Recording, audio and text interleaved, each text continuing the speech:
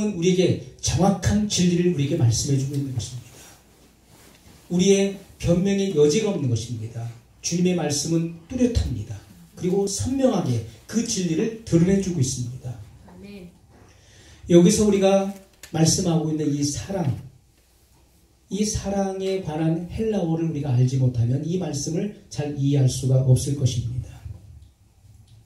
여러분, 그동안 우리가 살아오면서 한 번도 거듭난 적이 없었던 사람 속에 있는 사랑, 그 사랑에 익숙해져 있었기 때문에 또 다른 종류의 사랑을 이해하기가 어렵다는 것입니다. 예수님 당시에 통용됐었던 이 사랑의 표현은 바로 필레오였습니다. 필레오적인 사랑. 사람이 할 수 있는 사랑 중에서 가장 고차원적인 사랑이 바로 필레오였습니다. 이 필레오 사랑에 대해서 말을 했던 것을 보게 됩니다. 여러분, 예수님께서 부활하신 이후에 세 번째 디베라 바닷가에 나타나셨습니다. 그 모습을 나타내셨죠. 시몬 베드로와 더불어서 6 제자가 바다에 그물을 던지고 있었습니다. 밤새도록 그물을 던졌지만은 고기 한 마리 잡을 수가 없었어요. 그런데 해변가에서 누군가의 목소리가 들려옵니다. 얘들아, 거기에 고기가 있느냐? 없나이다. 그물을 배 오른편에 던져라. 그러면 얻으리라. 그 소리를 듣는 순간에 예수님임을 알아듣고 사도 요한이 예수님이시다. 여러분, 고기를 잡았는데 153마리가 잡혔습니다. 시몬 베드로는 헤엄을 쳐서 해변가 예수님에게로 나왔습니다. 다른 제자들은 노를 저어서 예수님께로 나왔습니다. 예수님께서는 이미 모닥불을 피워 놓으셨고 그리고 조반을 준비해 놓으셨어요. 그리고 시몬 베드로에게 그렇게 물으셨습니다. 요한의 아들 시몬아, 내가 이 사람들보다 나를 더 사랑하느냐? 이렇게 물으셨어요. 주님은 3번 같은 질문을 하셨는데 내가 나를 사랑하느냐? 여기서 예수님께서 물으신 그 질문은 아가페였습니다. 그러나 시몬 베드로는 예, 제가 주님을 사랑하는 줄 주님께서 아시나이다. 내가 주님을 사랑하는 줄. 시몬 베드로의 이 사랑은 바로 필레오였습니다. 우리가 이 필레오적인 사랑은 여러 가지로 나타납니다. 부모가 자식에 대한 사랑으로 나타나고요. 그리고 남편이 아내에 대한 사랑, 아내가 남편에 대한 사랑으로 나타나기도 했습니다. 그리고 친구와 친구 간에 그런 우정이 있는 그런 사랑으로 나타나기도 했습니다. 그러나 이런 필레오적인 사랑은 인간적인 사랑이라는 것입니다. 인간적인 사랑. 아직 거듭나지 않은 인간의 부패한 속성에서 나오는 사랑 중에 가장 최고의 사랑이 필레오적인 사랑이라는 것입니다. 그러나 이 필레오적인 사랑은요, 순간 질투로 돌변할 수 있습니다. 좋을 때는 한없이 좋은 것입니다. 간이고 쓸개고 다 빼줄 수 있어요. 좋을 때는 그렇습니다. 그러나 내가 피해를 보고 내가 고통을 느낄 때, 상대방을 통해서 내가 아픔을 느낄 때 순간 변하지요. 질투로 변합니다. 아주 사소한 그런 구실로 인해서 살인으로 돌변하기도 하는 것입니다.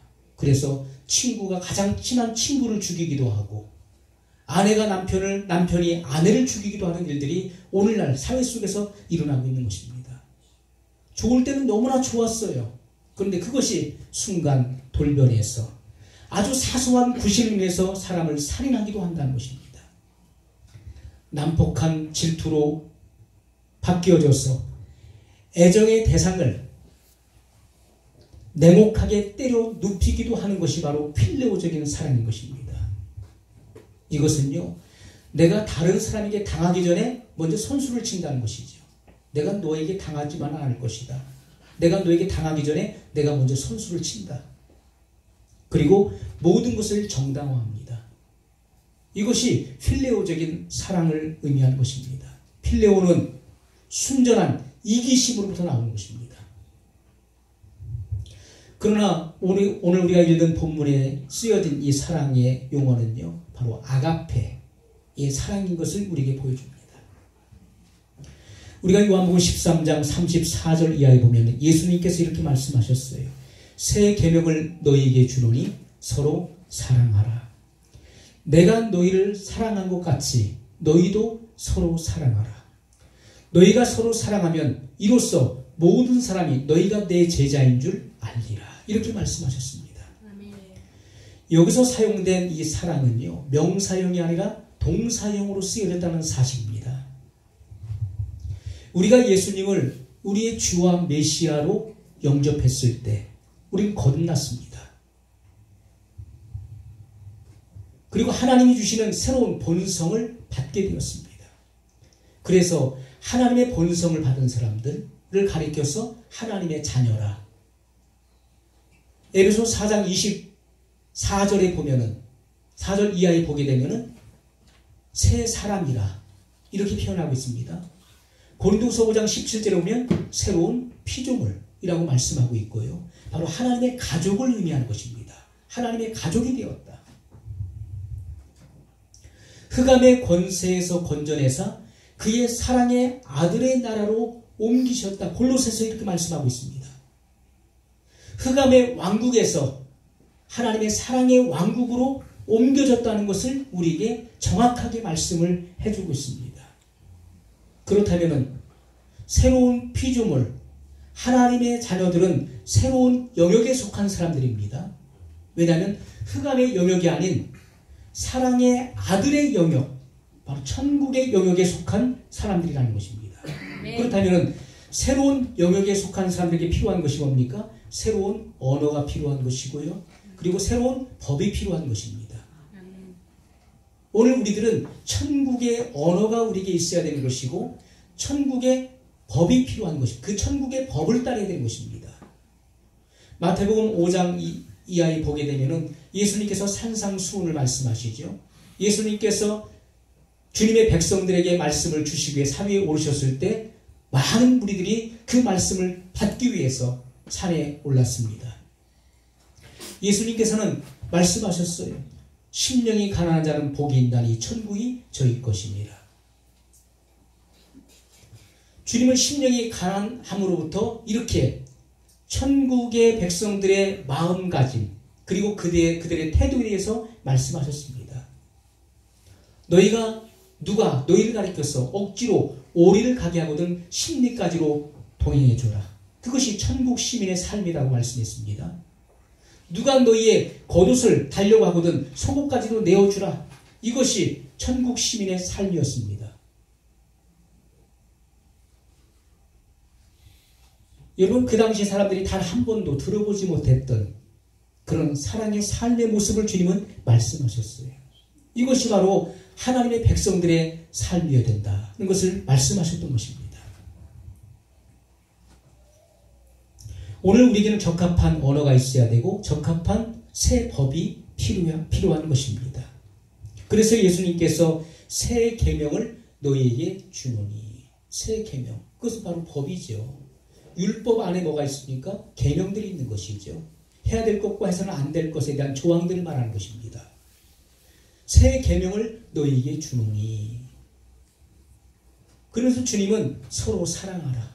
너희가 서로 사랑할 때 이로써 모든 사람이 너희가 내 제자인 것을 알게 된다. 이렇게 말씀하셨던 것입니다. 여러분, 주님의 제자들도 오순절 날이 이르기까지 성령의 강림이 있기까지 주님이 이렇게 말씀하신 이 내용을 이해할 수 없었다는 것입니다. 이것이 도대체 무엇을 말씀하시는 것인지 그 의미를 파악할 수 없었던 것이죠. 여러분, 로마서 5장 5절에 보면 사도 바울을 통해서 하나님께서 계시하신 말씀이 있습니다. 소망이 우리에게 부끄럽지 아니함은 하나님의 성령으로 말미암아 하나님의 사랑이 우리 마음에 부음바 됨이니라고 말씀하고 있습니다. 여러분, 우리의 소망이 부끄럽지 않은 것, 우리가 바라고 기대하는 것이 부끄럽게 되지 않는 것, 우리가 하나님의 보좌 앞에 섰을 때, 심판 앞에 섰을 때 부끄러움을 당하지 않는 그 이유가 무엇입니까? 그것은 하나님의 성령으로 말미암아 하나님의 사랑이 우리 마음에 부어져서 그것은 바로 새로운 본성을 말하는 것이죠. 아가페의 사랑이 부어져서 그 사랑의 행위, 사랑의 삶으로 말미암아 부끄러움을 당하지 아니하고 칭찬과 영광이 있을 것에 대해서 말씀하신 것입니다. 이것은 우리에게 아주 간략하게 잠깐의 이 사랑이 무엇인지에 대해서 보여주고 있는 내용입니다. 이미 거듭난 그리스도인들에게는 하나님의 성령으로 말미암아 하나님의 사랑, 하나님의 이 본성인 주님의 아가페의 사랑이 이미 부어져 있다는 것을 우리에게 알려주고 있는 대목인 것입니다. 아멘. 우리 속에 있는 하나님의 본성이 나타난 것에 대해서 말씀하고 있습니다.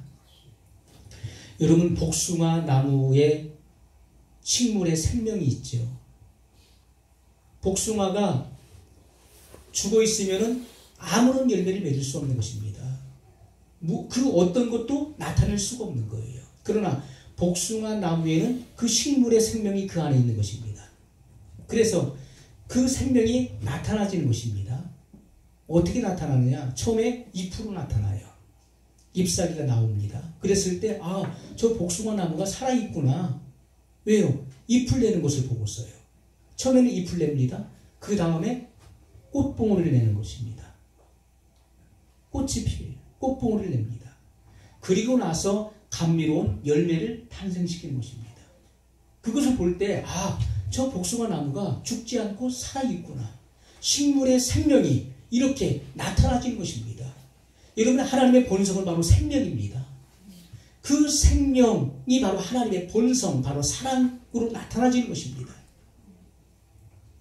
그러므로 하나님의 생명이 있는 사람들은 나타나는 것이 있는 것이죠. 왜? 하나님의 생명, 하나님의 본성이 그 안에 있기 때문에 먼저는 하나님의 자녀의 본성으로 나타나지는 것입니다.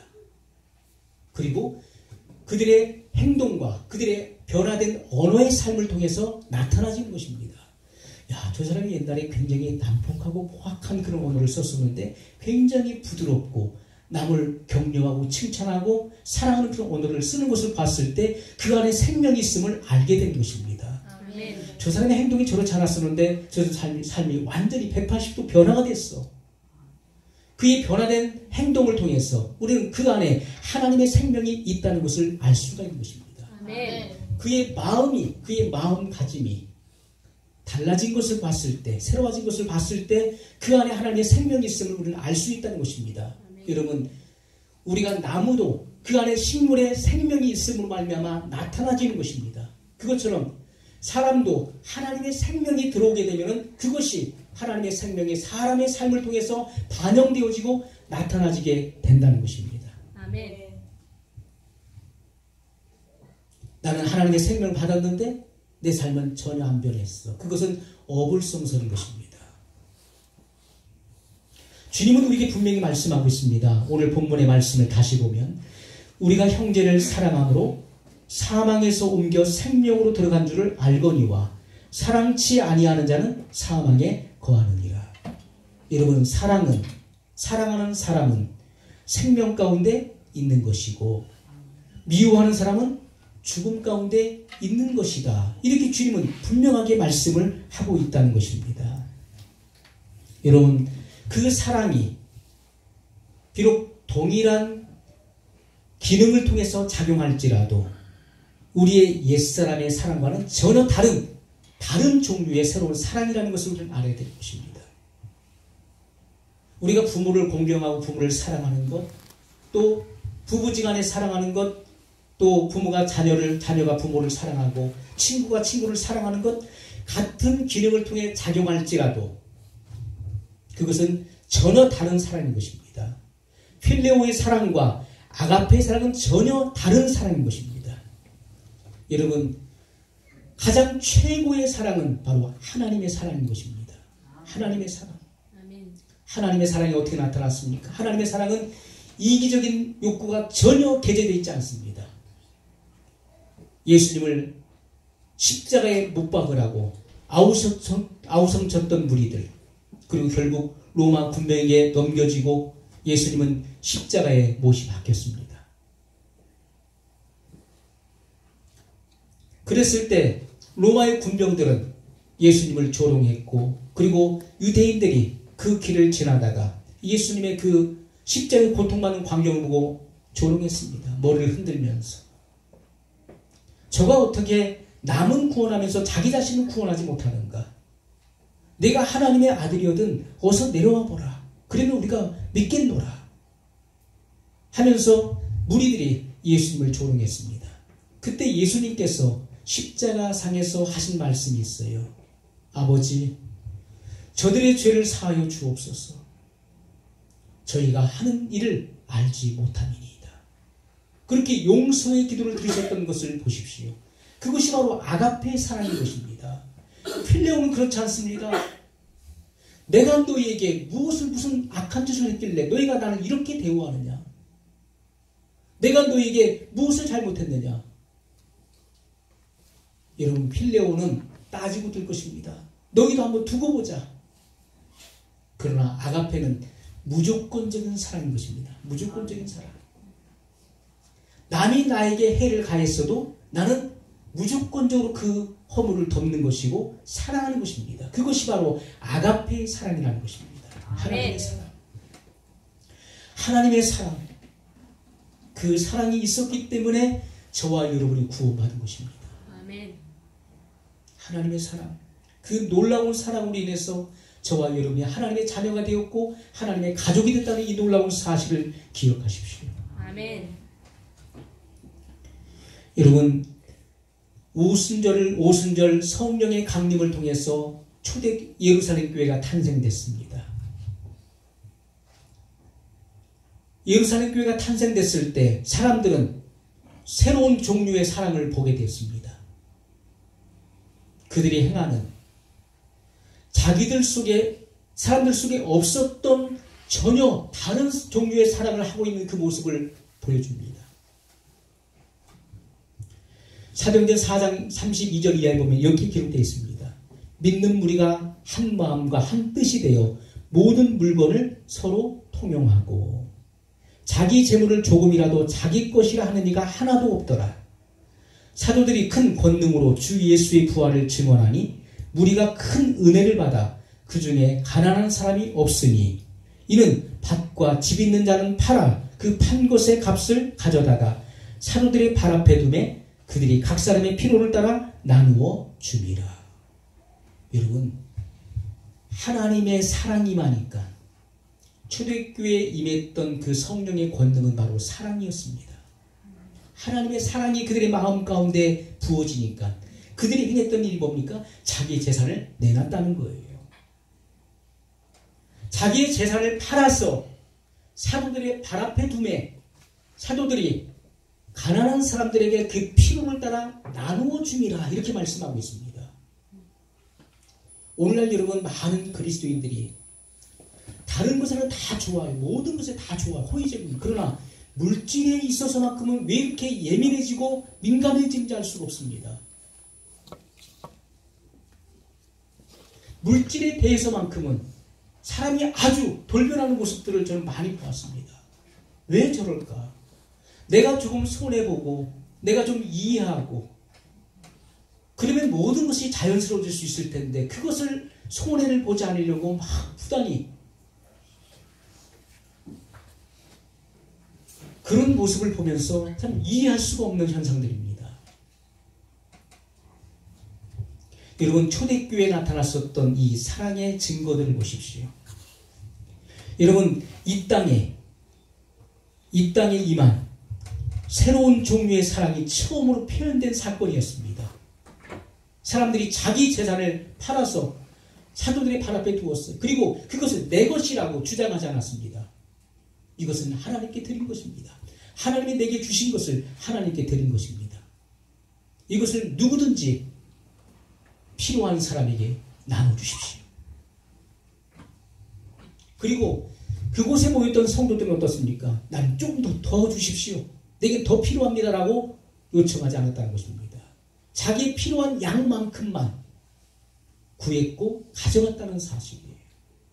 거기는 전혀 욕심이 배제되어 있지 않았습니다. 완전한 사랑이었어요. 완전한 사랑. 욕심을 전혀 찾아볼 수가 없었던 그런 완전한 사랑의 행위가 그 속에서 일어났던 것입니다. 그 누구도 상상할 수 없었던 행동이었죠. 이것이 바로 아가페의 사랑이었습니다. 여러분, 새로운 피조물들의 삶에서 나타나는 사랑이 바로 이와 같은 사랑인 것입니다. 그래서